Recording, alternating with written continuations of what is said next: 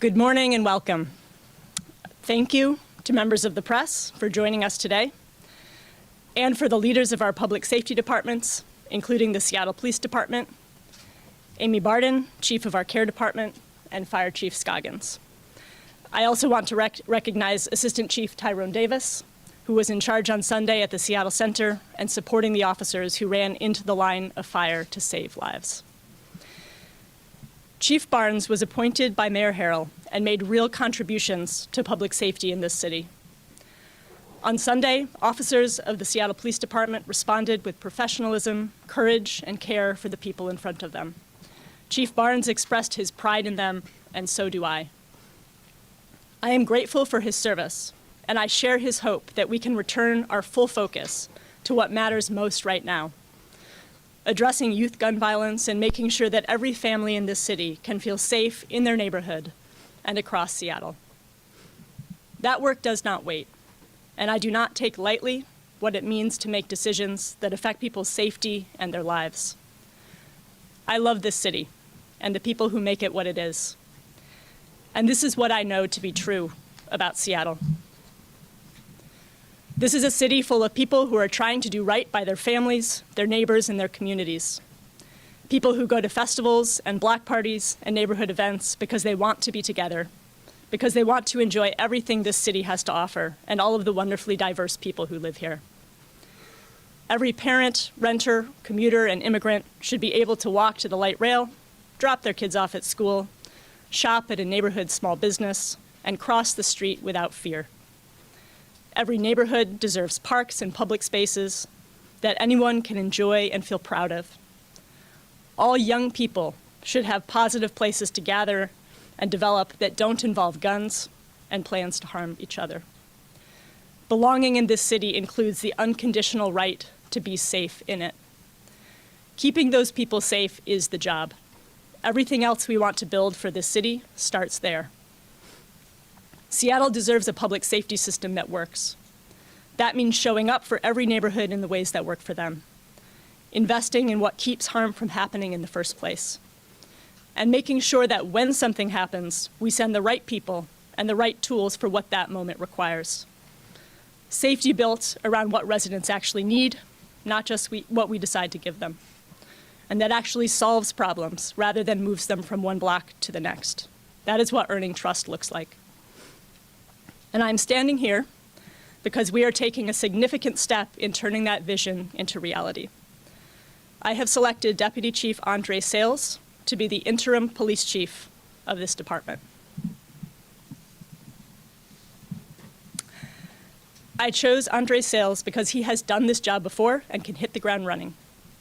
He served as chief of police in Wisconsin, where he led with a community-focused approach that strengthened both public safety and community trust. He has earned the respect of our police force in his time here, and that is exactly what we need right now. His background spans the full range of what this role requires.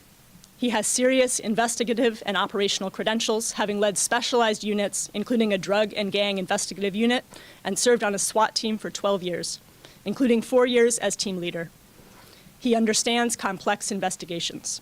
He understands tactical operations. He understands how to build and lead specialized teams. And he is deeply committed to community policing and youth engagement, consistently prioritizing the relationships between law enforcement and the people being served. That philosophy aligns directly with what I believe effective public safety looks like in Seattle.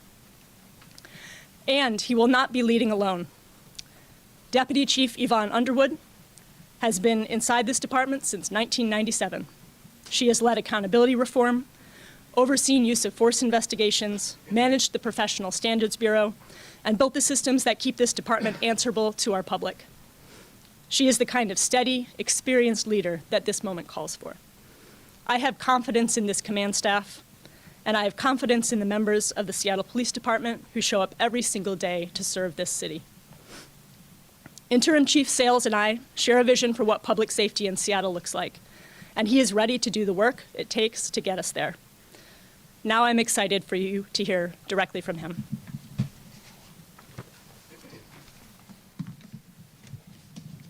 Thank you, Mayor Wilson. Good morning, everyone. Mayor Wilson, thank you for this opportunity. I don't take this responsibility lightly. This week has been difficult, but I also know what this department and city are capable of when we come together with a common goal of keeping our community safe. My commitment to you all is simple. We'll be one department, united and grounded in service, pride, and dedication. It is not just a slogan, but a standard we at the Seattle Police Department hold each of us to. Every shift, every call, and every community interaction. The ongoing investigation in the Seattle Center shooting remains a top priority. The men and women of this department continue working tirelessly to identify and arrest anyone responsible. In light of the tragic incident, the Seattle Police Department has heard from our community about safety concerns at public gatherings and events. We hear you. We understand your anxiety. In response to these concerns, the Seattle Police Department will increase staffing at all remaining major summer events. The department is currently reviewing staffing plans for all other upcoming events, as well as will ensure we have an appropriate number of officers on hand. While SPD does not discuss specific staffing numbers at events, you can be assured that the busy events that's occurring this weekend will be fully staffed.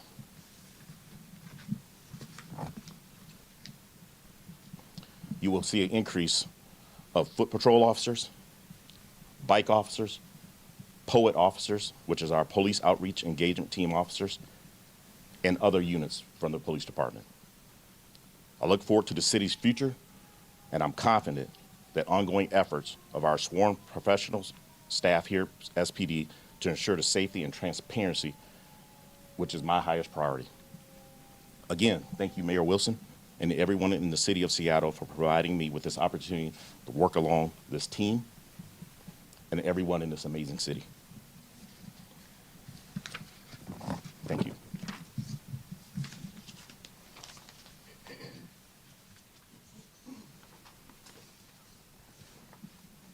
Thank you, Chief Sayles. I hope what you're hearing from Interim Chief Sayles today helps you understand the confidence that I have in his leadership. The safety of people in this city is our first obligation, and we are ready to meet it this weekend and every day that follows. Now I want to talk about how we are moving forward to find a permanent chief. Permanent search will focus on someone who drives operational excellence and leads organizational change. About the process, we will be moving forward with urgency to begin a search for a new permanent police chief. The process for selecting a new permanent chief is set by the city charter, and we will follow that process with the transparency and community engagement the city deserves. We have let Councilmember Kettle know about our intention to partner on this search, and I look forward to working with him and the council on this process. It is a rigorous process with multiple layers of accountability, and that is exactly as it should be for one of the most consequential appointments a mayor can make. What the charter requires is a floor, not a ceiling. And I'm committed to making sure that the people of Seattle have a genuine voice in shaping what we are looking for in our next chief, and we will build real community engagement into every stage of this search. The people of Seattle deserve a voice in this selection, and I'm committed to making sure they have one. The chief will be accountable to the communities of this city, and that means the communities of this city need to be part of choosing who leads this department. As we move forward, we will be announcing a search committee that reflects the full diversity of Seattle, bringing together voices and stakeholders from across our neighborhoods and communities. We will build a meaningful engagement process into this search so that residents have a real opportunity to shape what we're looking for in our next chief. I want to say a little bit about what I will be looking for in a new permanent chief. I will be looking for someone who can be an effective leader of our police department from top to bottom. In particular, that means listening to and building relationships with the people standing behind me, the experienced and dedicated people who are leading our officers on the ground in neighborhoods across our city every single day. I will be looking for someone who can earn the respect of our police force while also leading needed changes to culture and protocol in a way that is firm and fair. I will be looking for someone who can practice clear communication in stressful situations. I will be looking for someone who is consistently present in Seattle, keeping travel to an appropriate minimum, and who also ensures that when they are away, there is sufficient SPD leadership in town to guide our city through any emergency. I will be looking for someone who can navigate the inevitable criticism that comes with this job and who can course correct with grace when needed. I will be looking for someone who understands the value of our alternative crisis response system, our care and fire departments and our service providers, and can forge the partnerships needed to make that successful so that we are sending the right response to every situation and our police can focus on policing. And I will be looking for a chief who moves in strong partnership with our accountability agencies to ensure effective policing in our city and active pathways for community feedback and input into how SPD approaches its work. We have work to do to reduce gun violence, to support our youth and keep them out of harm's way, to make sure that every neighborhood across our city feels safe and is safe. I know we can do this, and I know how important the relationship between my office and SPD is to our success. Despite the challenges of this moment, I feel deeply hopeful about the future of our police department and of public safety in Seattle. I believe that the vast majority of people in our city want the same thing. We want a response to public safety problems that is both compassionate and effective. We want our police to perform their essential role with professionalism and care, and we also understand that achieving true public safety goes far beyond policing, to how we invest in our communities, support our families and youth, and how we respond to and care for people in crisis. I believe that we can make great progress, and I am looking forward to working with Chief Sayles, our police department, our city council members, and everyone in communities around Seattle to make this happen. Thank you. Okay. Yeah, okay, all right. James, why did you go? Mayor, you still haven't told the people of Seattle why. Was it him being out of the city too often? Was it taking too long to release information that night? Or was it the kerfuffle with the reporter? Or was it all four? I will say that in the conversations that I had with Chief Barnes over the last few days that resulted in our mutual agreement to his resignation, there were multiple factors, some of which were related to the events of Sunday, but that certainly was not the only thing. Mayor Wilson, I wanted to ask about your relationship with the City Council because many of them were very critical of this decision and very critical of your leadership in this moment. I want to give you a chance to respond to that and explain how you're going to improve relationships with the City Council, especially as you need them to move forward with on policies for the city. Absolutely. Thank you for that question. Yeah, I understand that many of my colleagues on the City Council disagree with the decision to move forward with a leadership change at SPD at this time. And I respect their differences of opinion. I guess what I will say is that as the mayor, as the executive of the city, I do have a different window into our police department than they do. And I'm confident that as we move forward with our search for a permanent chief, we will be able to come together because I really think that we want the same thing for our city, and I think we're looking for a lot of the same qualities in a leader for this department. I am making what I firmly believe is the right decision at the right time. Okay, I'm going to go Omar and then jump over here. Yeah, Chief, excuse me, Mayor Wilson, you had released a high-level gun violence reduction plan. Yeah. And much of that plan relies, of course, on the Seattle Police Department buy-in from the council and parts of our community. And right now, we've got a new police chief. You're at odds with the council. There are at least some voices in our community, of course, objecting to your move here. Considering the situation now, what is the status of this plan, and what does the timeline look like for you to be able to implement this gun violence reduction plan in our city? Yeah, I mean, I am excited and extremely committed to moving forward with this plan, which, as you noted, has been in development this year in partnership with council members, in partnership with community, but we need to move forward, right? And some of this was kicked off back in late January when we had the tragic shooting of youth in Rainier Beach, and that really kickstarted a lot of this. And I really believe that we're going to be able to move forward more effectively now with this change. I really appreciate Council's commitment to this work, and especially Councilmember Rivera, who I know has been working on these issues for years. And my office participated in a symposium that she organized recently that included national experts in gun violence reduction.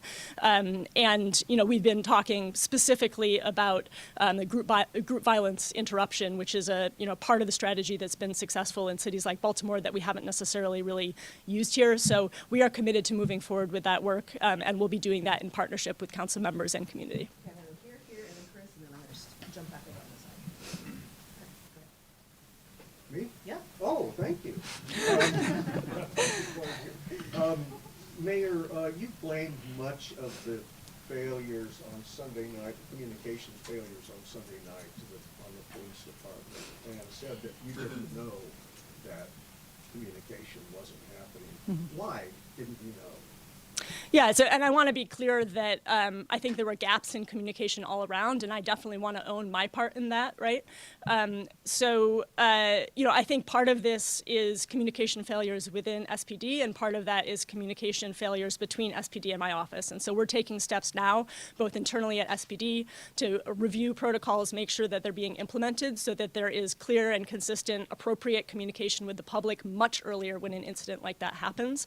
And that includes improving communication between my office and SPD. And I think, just to be very clear, one part that I want to take some responsibility for is just thinking back to the press conferences earlier this week, right? I should not have defended the failure to use Alert Seattle to get information out to the public.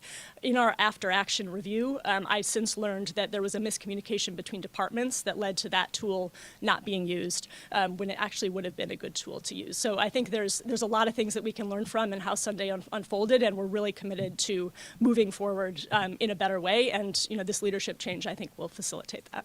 Yeah, Madam Mayor, members of the public are telling me that it appears, the optics are, that you are making Chief Barnes the fall guy for missteps that happened after the Seattle Center shooting, including the 5-hour lack of information, except for a statement from your office which contained errors. What do you want members of the public to say? You've made him the fall guy.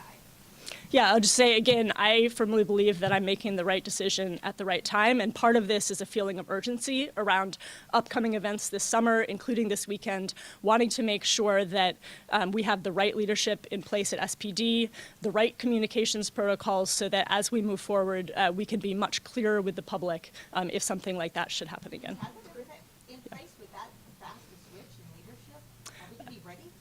Absolutely. And I want to open it up if Chief Sayles wants to say anything about our preparations for this weekend. But again, we have seasoned, experienced leadership that has been already doing this work. And so we are confident as we move forward into the weekend. And then we'll come back in. Mayor, this obviously is the biggest decision you've made during your term. The council is not here. The council is not standing behind you. The council, as you know, has criticized, and I want to get down to their exact words. Joy Hollingsworth, the council president, called this move irresponsible and it's a tad bit reckless. Deborah Juarez says the emergent issue is this: you do not fire your chief of police in the middle of a murder investigation. What we're seeing under this administration, her words, are more than just gaffes or missteps. I see a complete lack of leadership, and for some of us, no confidence in this administration. This has reached a level where we have to have a serious conversation about the confidence we have in this executive. So this is your chance to respond to the council. Why should the city of Seattle and this council have confidence in your leadership going forward? Yeah, I think I'll repeat what I said to one of your colleagues here, which is that I respect their differences of opinion. And as the mayor, as the executive of the city, I do have a different window into our police department than they do. And I'm making the decision that I believe is best and urgent at this time for our police department and for this city. All right, Mayor, the last two chiefs have been asked to resign by mayors. Is there really a problem going on with these chiefs or within SPD, or is there something bigger systemically happening within City Hall and the relationship with City Hall and SPD? I think it's no secret that the Seattle Police Department has had a lot of different challenges for a long time, and leadership change is kind of part of those challenges, but certainly not necessarily the root of them. So, I think moving forward, I will be looking for a leader who is really committed to this city, to being here, and really wants to lead the department in a good direction. And that means really building relationships within the department from top to bottom and being both committed to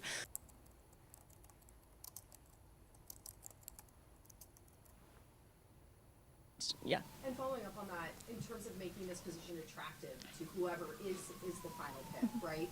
How are you going to do that if there are concerns, hey, the last two have been ousted? I mean, I think Seattle's a great city, right? We have great neighborhoods, and I think that the chance to lead a department like this and to contribute to such an amazing community, I think that is an attractive opportunity. Returning to the subject of Sunday's investigation, there is still a suspect outstanding.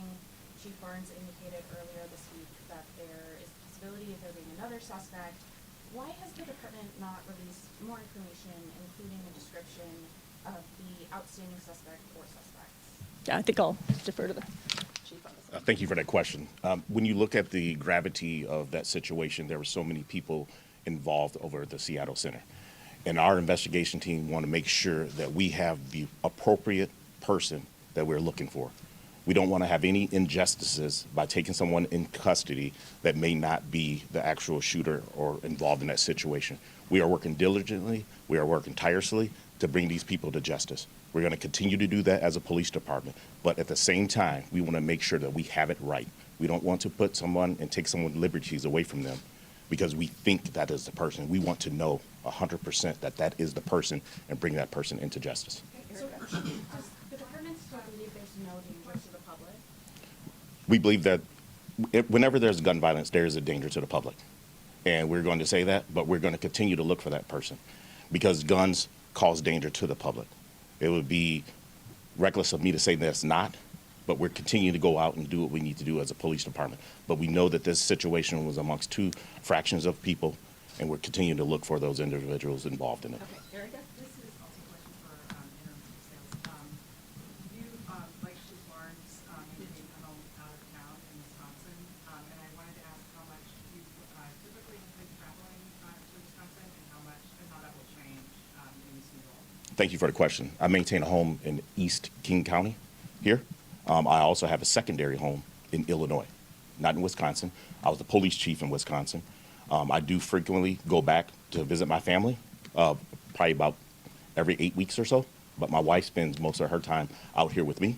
We're looking to make this our home, this our area that we can retire to one day. But right now, we have some kids that we need to get settled, and one day we'll make this area our home. But I currently live in East King County. Mayor, this is a question for you. You talk a lot about transparency and trust. This is something that you campaigned on. So why did it take more than nearly 24 hours for the community and even council members to know what was happening with Chief Barnes?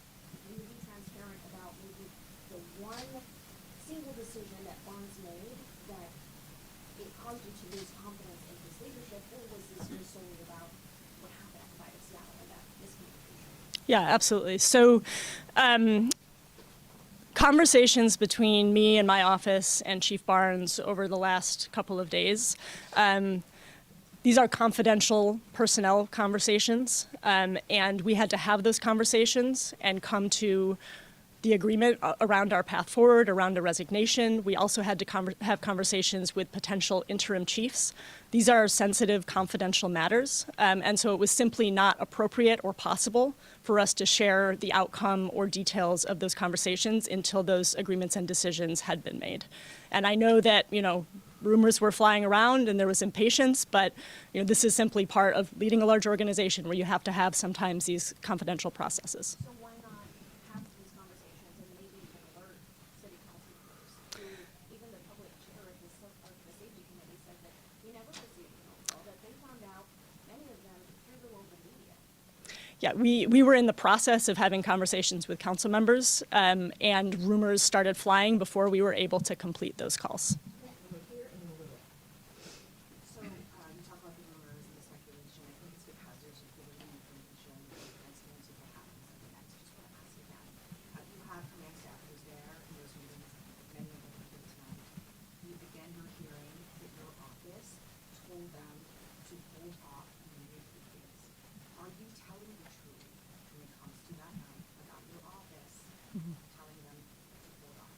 Yeah, so to be transparent about what happened, the piece of this that my office was directly involved in and that I want to own is in the time period from 9:45 p.m. to 10:45 p.m. when the press conference ultimately took place.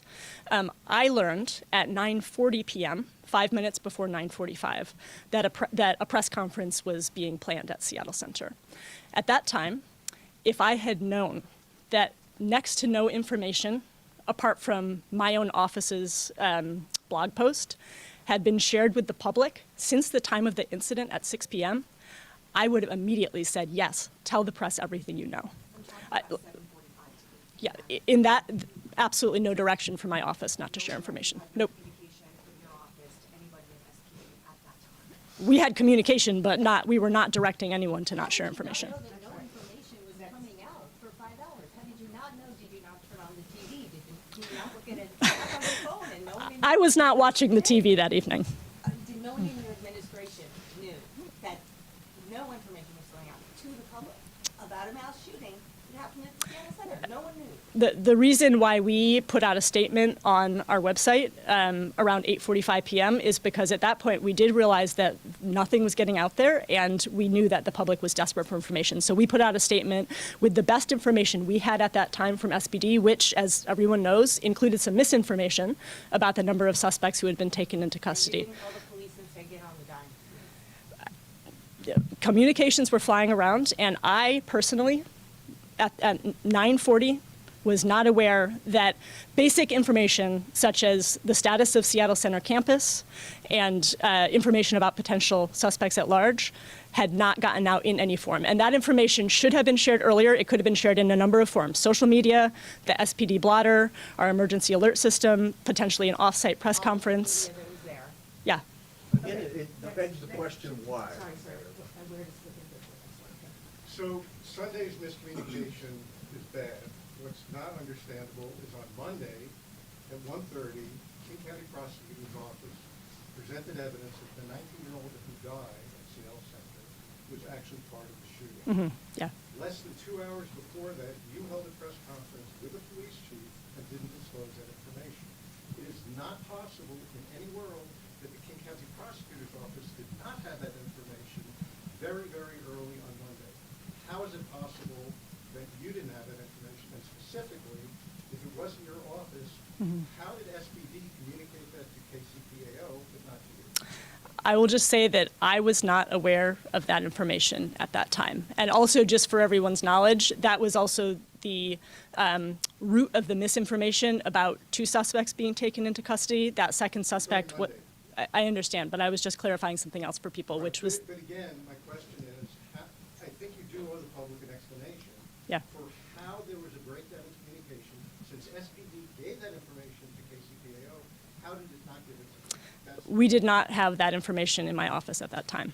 Okay, we're gonna go one here and then we're gonna jump back over here. Hi, tagging along to what my colleague said over here. Since 2000, there have been around 10 police chiefs, and only one of them have been temporary or only one of them has not been temporary or fired. So I've been hearing a lot of I will do this, I will do that for the next police chief, but I've also been hearing a lot about community. So how are you, especially in such a short time, going to get the community aspect on a good police chief, especially in the Chinatown International District, a place that has been neglected by Seattle police so much? Yeah, so we are committed to making sure that communities around Seattle are involved in this process, and so we're going to be working on that, and we'll come out with more of a plan soon. What community specifically? Because I didn't hear you mention the CPC, I didn't hear you mention CARE, I didn't hear you mention the BIA, who does a lot of work in Chinatown or Legal and CARE. So Yeah. who specifically will be involved in these conversations if it's not the people who live here? It is the people who live here, and communities around our city and many organizations have a stake in this process. And so I'm not going to list them because there's going to be some I don't list, right? But we're going to create a process that invites input from multiple angles. Okay, all the way to the back there. You can put your hand up, and then we'll go with the yellow tie? Yeah, and then we'll go to you. For Chief Sayles, what can you disclose right now about the suspect or suspects? What is the status of this? What does the public need to know about this? How can they help?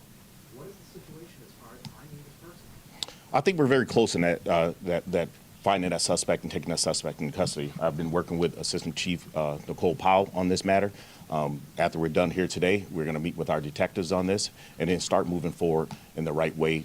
Like I said earlier, to bring the right person to justice. We want to identify the correct person. We don't want to have a person that's arrested that may have just been running to save their lives. It is paramount that we get the correct person. I do not want our police department to be put in a bad situation where we're arresting the wrong person.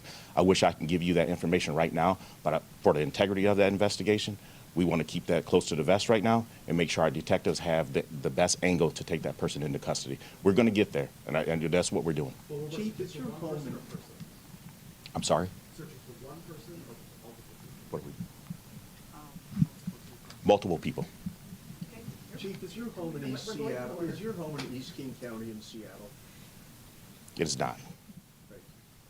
Mayor Wilson, there's a lot of questions in the room about your relative lack of experience. It's something that was brought up on the campaign trail. Black community leaders brought it up yesterday, as Chris alluded to, council members have brought it up as well. You're 7 months into the job. What can you say to community members who are concerned that you have not, at this point, shown the leadership capability to run the city for 3 more years? I'll just say I'm working with a great team, and I believe that we are making the right decisions for this city. Okay, right here, and then we'll go to you. Two quick questions. So was the chief of bonds the fact that he never fully moved to Seattle, that he was out of town a lot? Was that an issue for you, that he wasn't here?